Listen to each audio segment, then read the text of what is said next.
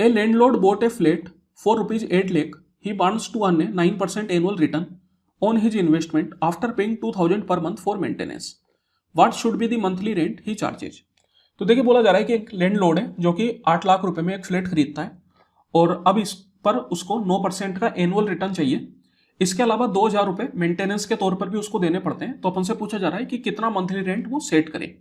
तो अब आप देखिए यहाँ पे कोई भी लैंडलॉर्ड जो होता है वो हमेशा मेंटेनेंस खुद की जेब से नहीं देता, जो भी किराएदार होता है उसी से वो लेता है। तो मैं बोल सकता हूँ कि जो भी किराया वो सेट करेगा उसमें वो 2000 रुपए पहले से ही जोड़ के रखेगा।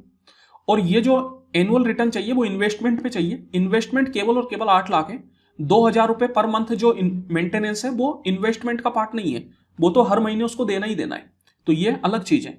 तो यहां पर जो अपन को इन्वेस्टमेंट पर रिटर्न लेना है वो केवल 8 लाख पे लेना है। कितना लेना है? 9% का। तो सबसे पहले तो आप 8 लाख का 9% निकाल लीजिए।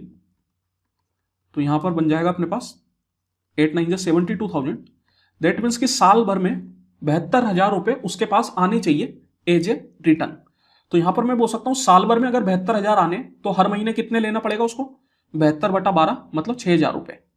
ये 6,000 रुपए तो है ही सही, लेकिन 2,000 रुपए वो एज ए मेंटेनेंस भी देगा, जिसको भी वो मंथली रेंट में ही जोड़ेगा, क्योंकि अगर उसने अपनी जेब से दिया तो फिर उसका जो रिटर्न है वो कम हो जाएगा। तो यहां पर मैं बोल सकता हूं कि 6,000 प्लस 2,000 दैट इज कितना? 8,000। तो जो मंथली रेंट सेट करेगा वो करेगा 8,000 रुपए। Option number 3।